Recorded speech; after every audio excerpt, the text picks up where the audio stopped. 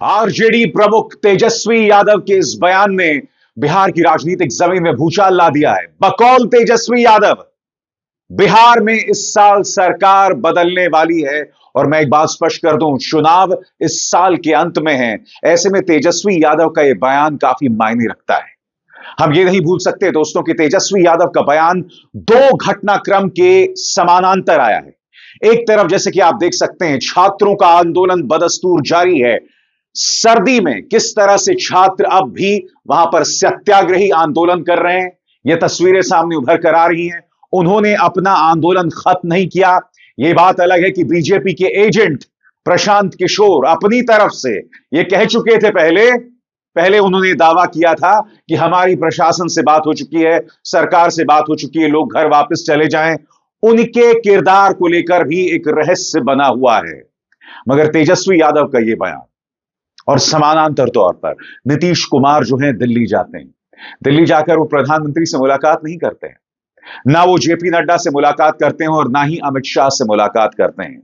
तेजस्वी यादव ने यहां पर स्पष्ट कर दिया कि नीतीश कुमार की विदाई तय है।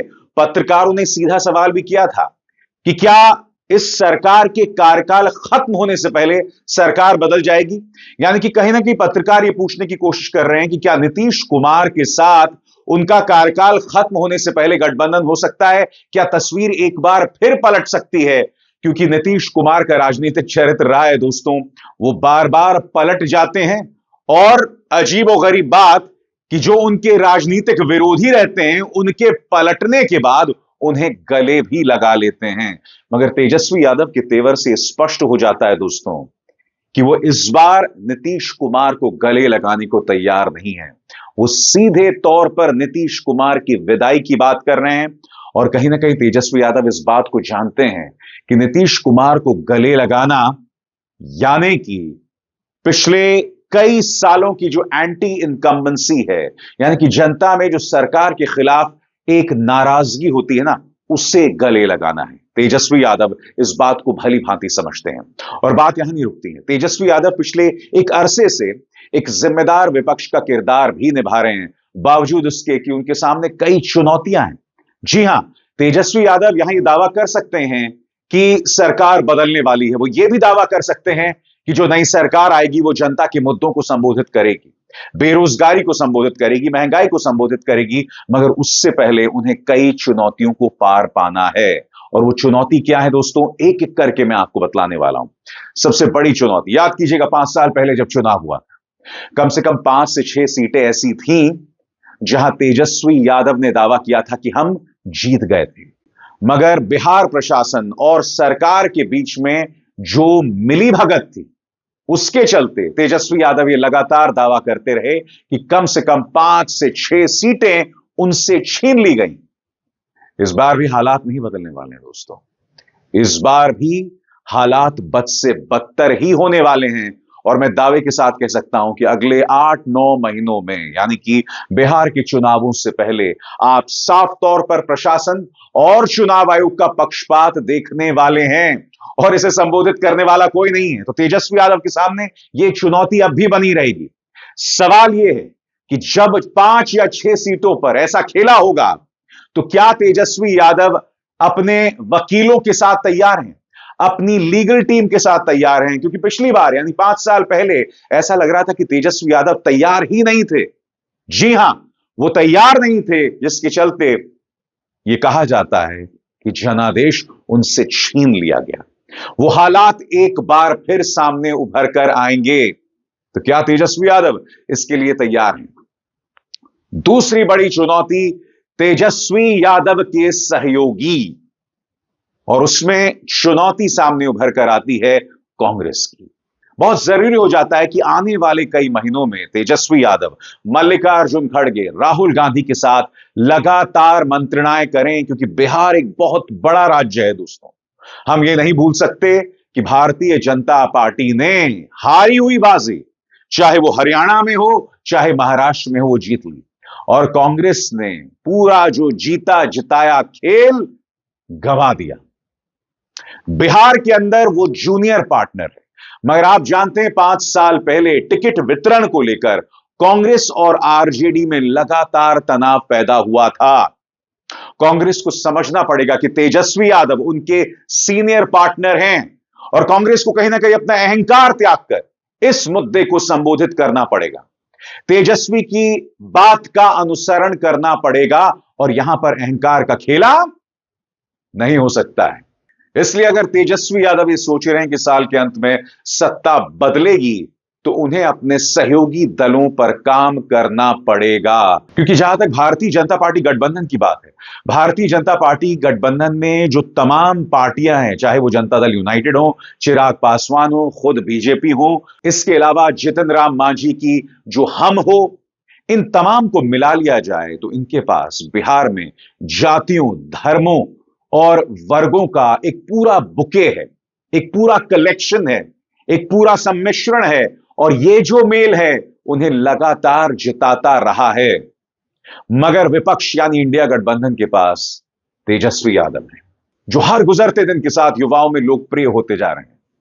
सबसे बड़ी बात, इस वक्त बिहार के युवा में एक कश्मकश है, एक संघर्ष जारी है और उसे तेजस्वी यादव लगातार संबोधित कर रहे हैं। आपको याद होगा जब छात्रों का प्रदर्शन जारी था, उस दौरान प्रशांत किशोर की भूमिका पर लगातार सवाल उठ रहे थे। तब तेजस्वी यादव ने एक बयान दिया था। तेजस्वी यादव ने कहा था, हम भी चाहते तो गांधी मैदान में 5 लाख लोगों को इकट्ठा कर सकते थे, मगर हम इस आंदोलन का राजनीतिकरण नहीं चाहते। इसलिए आपने देखा होगा तेजस्वी यादव अब तक आंदोलनकारी छात्रों से नहीं मिले हैं। वो चाहते हैं कि आंदोलन पूरी तरह से गैर राजनीतिक रहे। याद है आपको, उनसे जब सवाल पूछा गया था तब उन्होंने क्या कहा था और इसी बयान में उन्होंने प्रशांत किशोर पर भी हमला बोला था। सुनिए। इस बीपीएससी के आंदोलन को कुछ लोगों ने गुमराह करने की कोशिश की है। हम भी चाहते तो आप लोगों को बोलते आओ गांधी मैदान, अपने एक कॉल पे 5 लाख लोगों को हम बुला देते, लेकिन उसका हल नहीं निकलना था। जो भूख हड़ताल और शांतिपूर्ण ढंग से जो हड़ताल हो रही थी, उससे बीपीएससी भी कांप रहा था और सरकार भी हिली हुई थी। लेकिन सरकार ने नया फॉर्मूला निकाला कि सरकार की बी टीम, बीजेपी की बी टीम, कुछ जो राजनीतिक दुकानदारी करते हैं उन लोगों को आगे खड़ा किया गया और गांधी मैदान आंदोलन को ले जाना पड़ा। और जब पिटाई हो रही थी तो कुछ लोग कह रहे थे कि हम सबसे आगे खड़े रहेंगे, सबसे पहले वही भाग खड़े हुए। यह आंदोलन को खत्म करने की साजिश है। हम कई बार इस बात को बोल रहे हैं। हम कोई राजनीति यहां करने नहीं आने। राजनीति करना होता तो हम भी गांधी मैदान में आप लोगों को आह्वान करके अपनी राजनीति को चमकाने का काम करते हैं। लेकिन आज जो गर्दनी गांधी मैदान में जिस हिसाब से पिटाई हुई है, कोई परमिशन नहीं था वहां आंदोलन करने का। वो इलाका आंदोलन करने का नहीं है, गर्दनीबाग स्थल है। भटकाया गया लोगों को ताकि एफआईआर हो उन छात्रों पे, और एफआईआर अगर होगी तो आप समझ जाइए कि आपको जेल जाना पड़ेगा, आपको नौकरी नहीं मिलेगी, आप एग्जाम में नहीं बैठ सकते।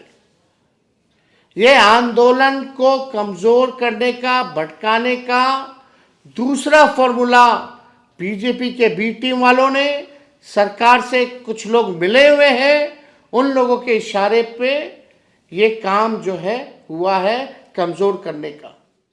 तो जैसे मैंने बताया दोस्तों, पहली चुनौती प्रशासन और बीजेपी गठबंधन के बीच में सांठगांठ। दूसरी चुनौती वो आपके सामने उभर कर आती है अपना खुद का गठबंधन यानी कांग्रेस के साथ तालमेल। इस तालमेल पर खास तौर से काम करना पड़ेगा और इसके अलावा पॉलिटिकल फ्रिंज एलिमेंट्स यानी कि बिहार की राजनीति में कई जो रहस्यमय किरदार हैं, जो छात्रों को भटकाने की कोशिश करते हैं, जो छात्रों पर यह एहसान जतलाते हैं कि हमने तुम्हें कंबल दिया, तुम्हारी ऐसी क्या औकात कि तुम हमसे सवाल करो। ऐसे बहुत से किरदार हैं जिन्हें आपने हाल ही में पिछले 48 से 60 घंटों में देखा। अगर भूल गए हों तो फिर से देखिए कौन एहसान जतला रहा था। कौन कौन छात्र लोग आए जरा बताइए तो। नया नया नेता भी आए हैं, बड़े अरे भाई अरे बात सुनो भाई, सुनो 2 मिनट सुनो। अभी कंबल मांगे हो हमसे, हमसे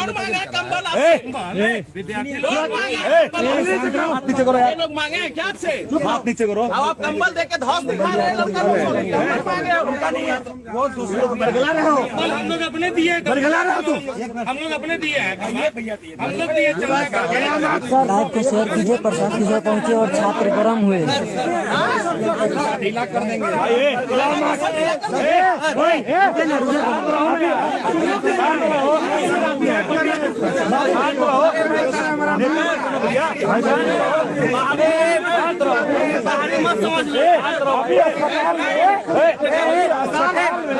और इनकी भी राजनीतिक महत्वाकांक्षा है, पूरी कोशिश कर रहे हैं प्रहार करने की। जी हां, प्रशांत किशोर बिहार की राजनीतिक जमीन में दस्तक देने की पुरजोर कोशिश कर रहे हैं, मगर उनके किरदार को लेकर लगातार सवाल उठ रहा है।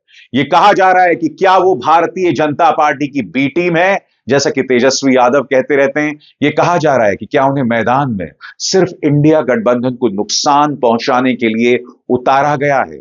आखिर क्या वजह है कि लोकसभा चुनावों के दौरान भी वो भारतीय जनता पार्टी के लिए बैटिंग, फील्डिंग सब कुछ करते हुए दिखाई दिए थे, और इसकी ढेरों मिसालें हैं। बहरहाल दोस्तों, बिहार का चुनाव बहुत दिलचस्प होने वाला है, इसमें दो राय नहीं है। और जंग जो है वो भीषण होगी, जंग तेज होगी, कट्टरता होगी, और ऐसे में सही मायने में इम्तिहान होगा बिहार की जनता का। अभिसार शर्मा को दीजिए इजाजत, नमस्कार। स्वतंत्र और आजाद पत्रकारिता का समर्थन कीजिए, सच में मेरा साथी बनिए। बहुत आसान है दोस्तों, इस ज्वाइन बटन को दबाइए और आपके सामने आएंगे ये 3 विकल्प, इनमें से एक चुनिए और सच के इस सफर में मेरा साथी बनिए।